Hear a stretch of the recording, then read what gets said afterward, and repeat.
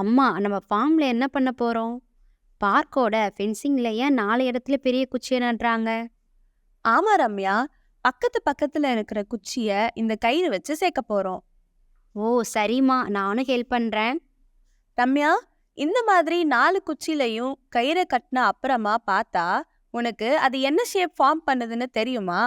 அட தெரியுமே அம்மா, இது பேர் தான் குவாட்ரிலேட்ரல், அதாவது நாற்கரம். சூப்பர் ரம்யா. ஆனா நம்ம ஃபார்ம் என்ன ஷேப்ல இருக்குன்னு சொல்லு பாப்போம். அது இன்னும் ஈஸிமா. சர்க்கிள், அதாவது வட்ட வடிவில் இருக்கு. சரி, இப்போ நீ சொன்ன குவாட்ரிலேட்ரலோட வெர்டிசஸ் நம்ம சர்க்குலர் ஃபார்மோட ஃபென்சிங்ல டச் ஆகுதுல, அப்போ அது ரெண்டுத்தையும் சேர்த்தா என்ன ஷேப் கிடைக்குது? அது தெரியலையேம்மா. நாம் ஃபர்ஸ்ட்டு ஒரு கேம் விளையாடலாமா? இந்த லிஸ்ட் ஆஃப் குவாட்ரிலேட்ரல்ஸோட நேம்ஸை மேட்ச் பண்ணுங்க பார்ப்போம். இங்கே ஃபர்ஸ்ட் இருக்கிற குவாட்ரிலேட்ரலில் எல்லா சைட்ஸும் ஈக்குவலாக இருக்குது அண்ட் எல்லா ஆங்கிள்ஸும் 90 டிகிரி. ஸோ இது ஒரு ஸ்கொயர். அதே மாதிரி செகண்டாக உள்ளது ரெக்டாங்கிள், மூணாவதாக இருக்கிறது ட்ரப்பீசியம்.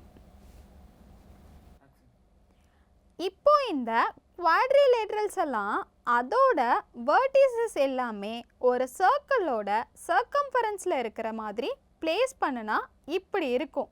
இது எல்லாத்துக்கும் பேர் தான் சைக்ளிக் குவாட்ரிலேட்ரல்ஸ்.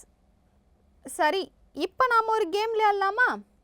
கீழே உள்ள செட் ஆஃப் இமேஜஸை பாருங்கள்.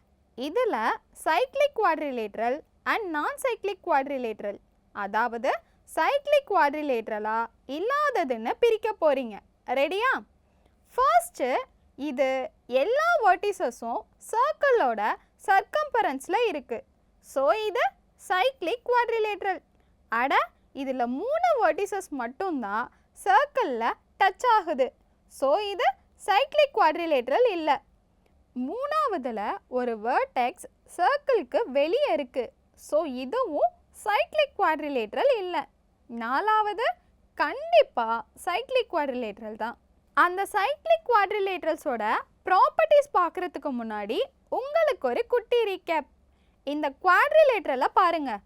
இதில் ஆங்கிள் ஏ அண்ட் ஆங்கிள் சியை என்ன சொல்லுவோம்? கரெக்ட், ஆப்போசிட் ஆங்கிள்ஸ், அதாவது எதிர்கோணங்கள். அந்த சைக்ளிக் குவாட்ரிலேட்ரல்ஸோட ப்ராப்பர்ட்டிஸ் பார்க்குறதுக்கு முன்னாடி உங்களுக்கு ஒரு கேள்வி. 2 ஆங்கிள்ஸை எப்போ நாம் சப்ளிமெண்ட்ரி ஆங்கிள்ஸ், அதாவது மிகை நிரப்பு கோணங்கள்னு சொல்லுவோம்?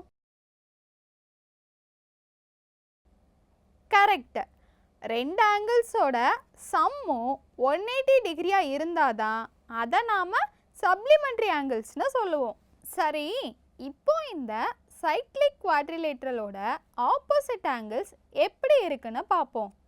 அதோட vertices A, B, C and டின்னு மார்க் பண்ணிவிட்டு angles A, B, C and டின்னு அஷ்யூம் பண்ணிக்கலாம். இதில் angle B and angle D opposite angles. Suppose angle பியை இந்த மாதிரி மூவ் பண்ணி ஆங்கிள் டி கூட வச்சா எப்படி இருக்கு? எஸ், அது ரெண்டும் சேர்ந்து 180 டிகிரி ஃபார்ம் பண்ணுது. அப்போது அந்த 2 ஆங்கிள்ஸையும் என்னென்னு சொல்லுவோம்? கரெக்ட், சப்ளிமெண்ட்ரி ஆங்கிள்ஸ்னு தான் சொல்லுவோம். அதே மாதிரி angle A and angle C opposite angles. இப்போது ஆங்கிள் ஏவை மூவ் பண்ணி ஆங்கிள் சி கூட வச்சா எப்படி இருக்கு? அட, அது ரெண்டும் சேர்ந்து 180 டிகிரி ஃபார்ம் பண்ணுது. ஸோ அதையும் நாம் சப்ளிமெண்ட்ரி ஆங்கிள்ஸ்னு தான் சொல்லுவோம்.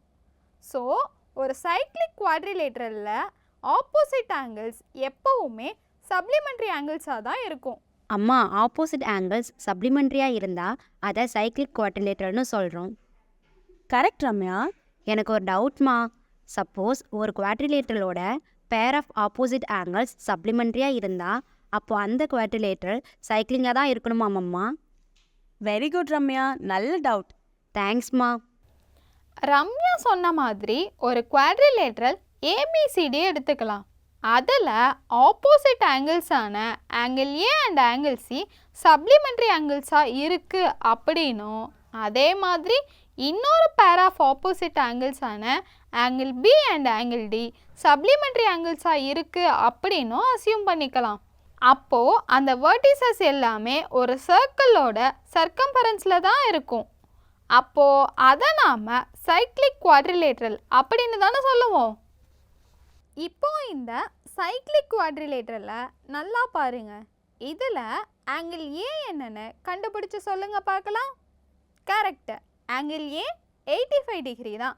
ஏன்னா சைக்ளிக் குவாட்ரிலேட்ரலில் ஆப்போசிட் ஆங்கிள்ஸ் சப்ளிமெண்ட்ரி ஆங்கிளாக தான் இருக்கும். ஆங்கிள் சி 95 டிகிரினா அதோட ஆப்போசிட் ஆங்கிள் ஆங்கிள் ஏவும் ஆங்கிள் சியும் சப்ளிமெண்ட்ரி ஆங்கிளாக தான் இருக்கும்.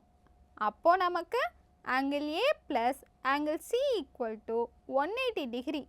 ஸோ ஆங்கிள் ஏ வந்து 85 டிகிரின்னு தான் வரும். ரம்யா, இப்போ உனக்கு சைக்ளிக் குவாட்ரிலேட்டரல்ல ஒரு ஆங்கிள் கொடுத்தா அதோட ஆப்போசிட் ஆங்கிள் எப்படி கண்டுபிடிக்கிறதுன்னு புரிஞ்சிருக்கும்னு நினைக்கிறேன். புரிஞ்சுதும்மா. ஆனால் எனக்கு ஒரு டவுட்மா. என்ன ரம்யா? சப்போஸ் இந்த சைக்ளிக் குவாட்ரிலேட்டரில் இப்படி ஒரு ஆங்கிள் இருந்தால் அதுக்கு பேர் என்ன? அது எப்படி கண்டுபிடிக்கிறது? இப்போ இந்த சைக்ளிக் குவாட்ரிலேட்டரில் இந்த ஆங்கிளை என்னென்ன சொல்லுவோன்னு ரம்யா கேட்டா இல்லையா? அதே டவுட் உங்களுக்கும் இருக்கும்னு எனக்கு தெரியும். ஆமாம், இது பேர் தான் exterior angle of cyclic quadrilateral, அதாவது ஒரு வட்ட நாற்கரத்தின் வெளிக்கோணம். சைக்ளிக் குவாட்ரிலேட்ரலோட ஒரு சைடுக்கும் அதுக்கு பக்கத்தில் உள்ள சைடோட எக்ஸ்டென்ஷனுக்கும் வெளியே ஃபார்ம் ஆகிற ஆங்கிள் தான் எக்ஸ்டீரியர் ஆங்கிள் ஆஃப் சைக்ளிக் குவாட்ரிலேட்ரல்னு சொல்லுவோம். இப்போ அதை எப்படி கண்டுபிடிக்கலாம்னு பார்ப்போம். நமக்கு தெரியும் angle B and angle D supplementary ஆங்கிள்ஸ்னு. அப்போது ஆங்கிள் டியை எக்ஸ்ன்னு அசியூம் பண்ணிக்கிட்டா ஆங்கிள் பிங்கிறது 180 டிகிரி மைனஸ் எக்ஸாக இருக்கும். அதே மாதிரி இப்போ ஃபார்ம் பண்ணின எக்ஸ்டீரியர் ஆங்கிள் சிபிஇயும் இன்டீரியர் ஆங்கிள் சிபிஏயும் லீனியர் பேர் இல்லையா? So angle C B A 180 degree minus x அப்படின்னா ஆங்கிள் சிபிஇ என்னவா இருக்கும்? கரெக்ட், எக்ஸ் டிகிரியாக தான் இருக்கும். ஸோ இதிலிருந்து நாம் என்ன கன்க்ளூட் பண்ணலாம்? ஒரு சைடு ஆஃப் சைக்ளிக் குவாட்ரிலேட்டரலை எக்ஸ்டெண்ட் பண்ணி ஃபார்ம் ஆகிற எக்ஸ்டீரியர் ஆங்கிள் இன்டீரியர் ஆப்போசிட் ஆங்கிளுக்கு ஈக்குவலாக தான் இருக்கும்.